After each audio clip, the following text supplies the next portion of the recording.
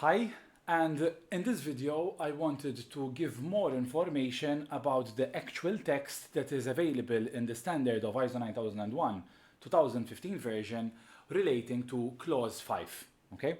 If you would like to have more information about other clauses within this standard, I invite you to subscribe to this channel because this video is part of a mini-series where I am going through all the standard of ISO 9001 to give you all information that you will need to be able to effectively understand what the standard is actually saying and how you can implement it within your organization. And jumping straight at it, okay, so clause 5 starts by clause 5.1, which is leadership and commitment, okay? And clause 5.1 states that top management shall demonstrate leadership and commitment with respect to the quality management system, okay, which is a statement in itself, okay? And before actually reading all of the ways in which top management can show commitment to the quality management system, I think that as human beings, all of us have the intuition to be able to understand and to see if top management is committed to the management system or not. Okay, so if top management are actively involved in the meetings, okay, they are actively involved in the audit process, for example, with the certification body, if they are speaking about ways in which they'd like to improve their organization, that is enough commitment. If, on the other hand, the managing director, for example, or top management of the organization do not even show remote signs of interest in being present or in giving their input in audits or throughout the implementation process, then that is another clear sign that leadership isn't committed to the quality management system and they just want some of their people, some of their teams to work on getting the certification for whatever benefit. This invariably will mean that the company will get ISO certified probably, however they will not get the benefits of having a management system that is supported by management that is geared towards continual improvement. So, as I am explaining, for us to see the leadership and commitment with respect to the quality management system by top management, we just have to open our eyes. And this standard is giving us more elements to consider, okay, of what we have to look for basically. So taking accountability for the effectiveness of the quality management system, okay? They don't just blame employees if anything goes wrong, but rather as leaders, rather than managers, as leaders, they are accepting accountability for anything that goes wrong within the management system, okay? Ensuring that the quality policy and quality objectives are established for the quality management system and are compatible within the context and strategic direction of the organization. Later on, we're going to see within this clause, within clause 5, a clause about the quality policy, okay? And in clause 6, we're going to see a clause about quality objectives, and both of them state that the top management have to show commitment to the management system by effectively, first of all, creating the quality policy and creating the quality objectives and make sure that there are enough resources to be able to reach these objectives. So essentially, point B will be repeated further down the line within the standard. Ensuring the integration of the quality management system requirements into the organization's business processes. And how important is this? Okay? As such, nothing will really have to be done in practice to make this change or to make this distinction. However, what the standard is telling us here is that, and I unfortunately hear this quite a lot when working with clients before they understand the mindset that I would want to implement within their organization. They would tell me, we can do this process for ISO. And that is completely the wrong approach, okay? We shouldn't do things for ISO because ultimately ISO is just a piece of paper, okay? And why should you modify your processes? Why should you do a process just to meet the requirements of a piece of paper?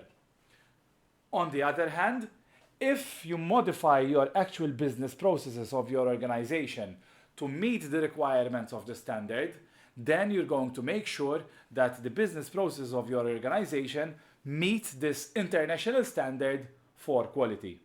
What a difference there is between doing something because it's needed by ISO and refining your processes to meet this international standard. That is what point C in this list is talking about, okay? And as such, nothing will have to be done by top management to prove that, because it's just a mentality or a mindset. Promoting the use of the process approach and risk-based thinking, okay? So this is another element that as such it's very hard to show evidence during the audit, except that managers and top management within the organization should have this mindset and should have this way of communicating with their employees to show that they understand that nothing will ever be perfect, okay, and that the company has to continually improve its processes to always meet the needs of its customers and of all other stakeholders, as we discussed in clause 4 of this particular standard. And the risk-based thinking, which once again will be mentioned in clause 6 of the standard, however, it is the responsibility of management to make sure that all employees have this culture within their head that if something might pose a serious risk to the organization, then a significant amount of effort should be dedicated towards solving that particular issue.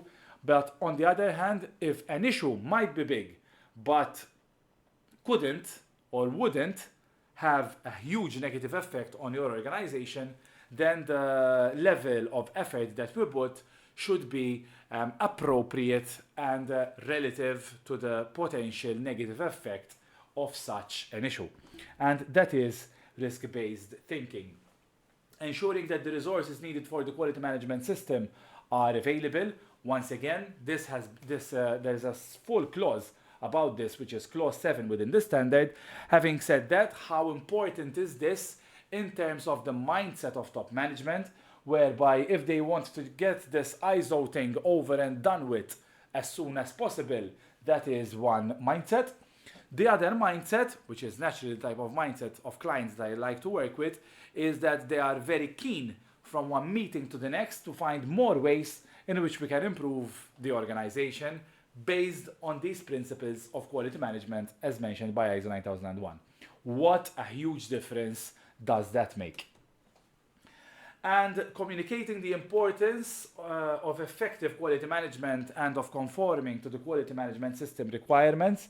Of course, monkey see, monkey do, okay? So if top management are not following the procedures themselves, if they do not believe in the quality management system themselves, how can any of their employees believe in the quality management system, okay?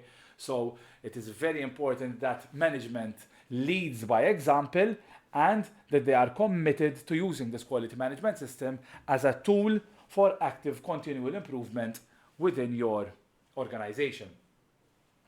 And ensuring that the quality management system achieves its intended results is a very vague statement. Okay, so naturally nothing has to be done to meet that particular requirement. Engaging, directing and supporting persons to contribute to the effectiveness of the quality management system. Once again, here we are seeing the difference, I would say, between a leader and a manager. And the manager would just instruct people to do things, you know. A leader will try to help their people grow, okay? So engaging, directing and supporting persons to contribute, okay? Not forcing people to contribute, but engaging, directing and supporting. Such a beautiful sentence that, once again, from a management course point of view, is very interesting, and it's telling you how to be a very good leader. However, when it comes to the actual requirements of ISO 9001, there is nothing that we need to do to meet the requirements of this particular clause if top management have the right mindset for the management system, just like the next element, which is promoting improvements, okay? If top management are complacent and they don't care about continual improvement, it's one thing. If continual improvement is one of the major priorities of top management, then all people within the company will feel compelled to find ways in which they can improve their work from today until tomorrow and every other day, okay, to keep on improving on their performance within the management system. And when we are talking about the last element, supporting other relevant management roles to demonstrate their leadership as it applies to their areas of responsibility, here it is telling us that top management are basically the top people within the organization, and they are, for example, engaging, directing, and supporting other managers. Okay? So then they have to make sure that these other managers are using the same mindsets of continual improvement that top management is using with them, so that these lower level management can then use the same mindset like top management that is geared for continual improvement. And there is a note after this list within the standard whereby it's saying that reference to business in this international standard can be interpreted broadly to mean those activities that are core to the purpose of the organization's existence, whether the organization is public, private, for-profit, or not for-profit. Here, the standard is reminding us that it can be used by any type of organization, and it doesn't necessarily have to be an actual company. Okay? So moving on to clause 5.1.2, here we are seeing that the standard states that top management shall demonstrate leadership and commitment with respect to customer focus by ensuring that, first of all, customer and applicable statutory and regulatory requirements are determined, understood, and consistently met. May I remind you that this is a quality management system, and hence the focus on quality, of course, and on the needs of the customers. And may I remind you that in clause 1, we saw that this standard is not only focusing on customer needs, but also on statutory and regulatory requirements. Therefore, when considering clause 5.1.2, the standard is making sure that top management is committed to meeting the needs of both customers and statutory and regulatory requirements. Therefore, as such, to meet this requirement in this particular clause, there is nothing that we have to do, because nothing really has to be done to show that top management is committed towards customer and applicable statutory requirements, as long as the processes are met, okay, as the requirements of other clauses within the standard are met.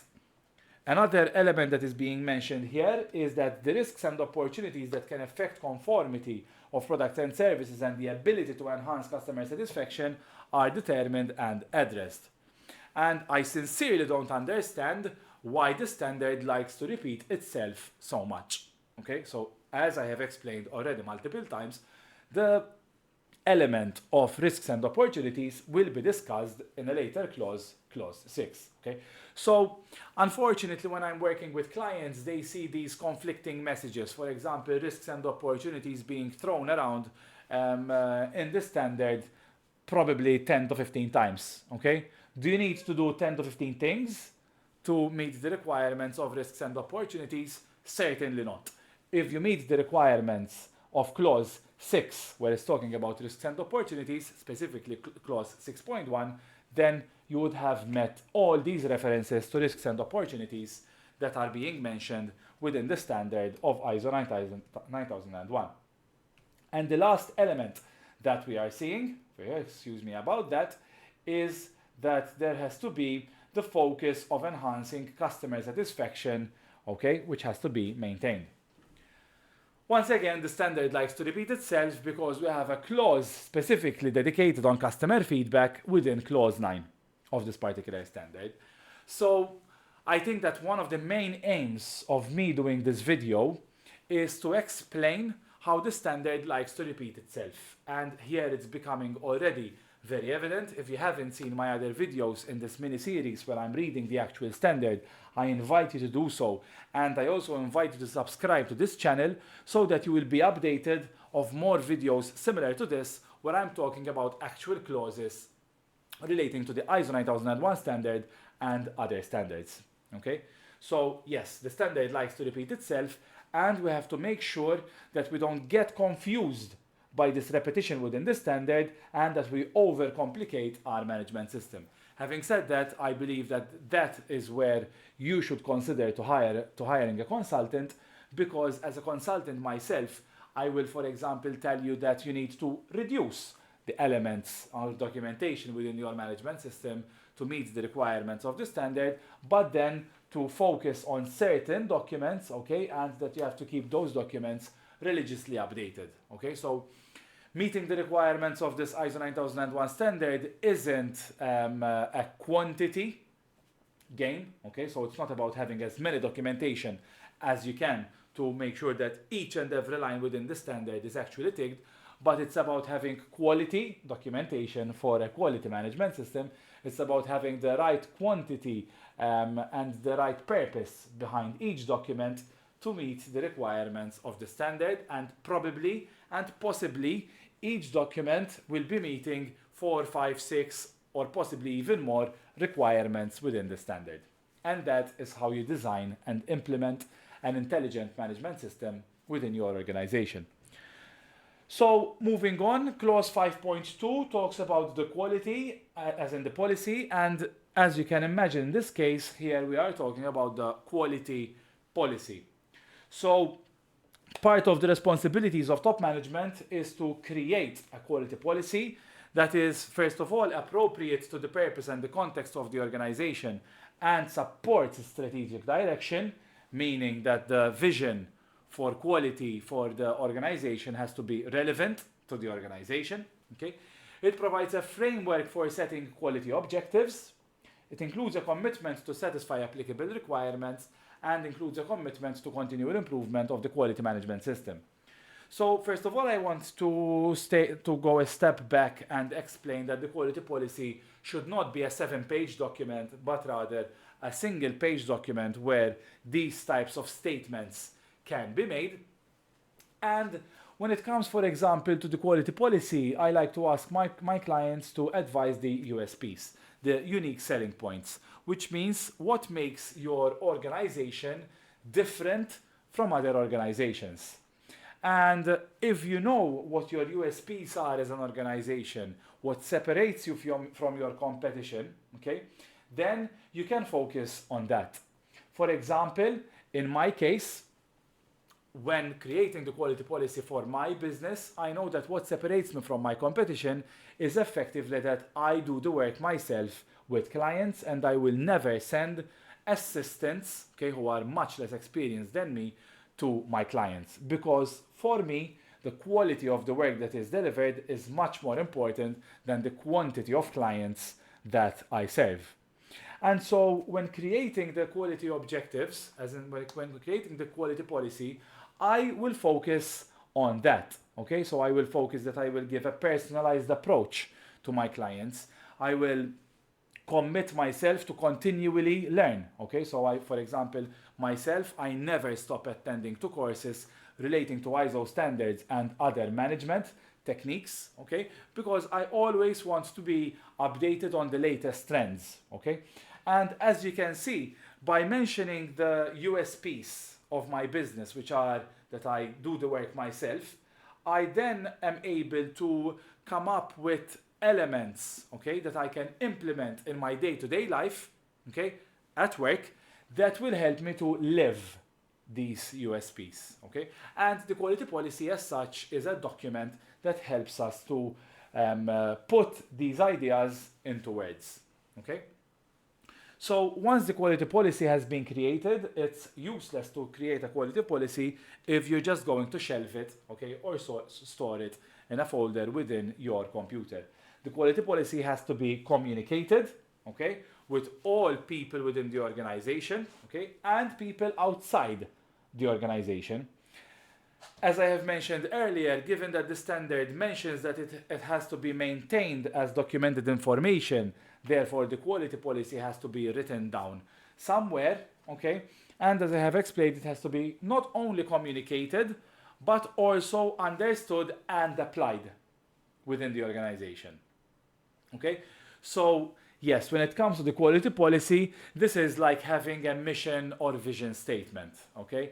You can either write it and not believe in it, okay? or else you can write it, you can put it on the wall, okay, and on all your marketing collateral and still not believe in it, or else you can have team building activities, you can have a culture where everyone is committed to reaching the values or the mission statement or the vision statement of the organization, which will obviously have a very different result than just writing a document and forgetting it somewhere.